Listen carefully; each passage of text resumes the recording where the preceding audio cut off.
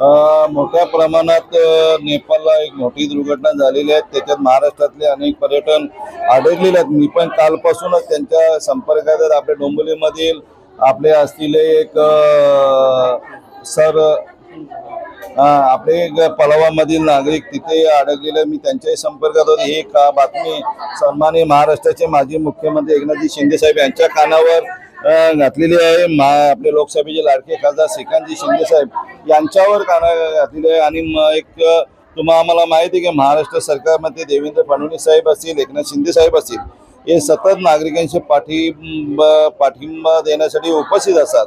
आणि त्याचप्रमाणे तिथे जे जे नागरिक अडकलेले असतील त्यांच्यासाठी इथले जे आपले कलेक्टर, ज्या जिल्ह्याचे कलेक्टर त्यांचे संपर्क साधायला सांगितलेले आहे।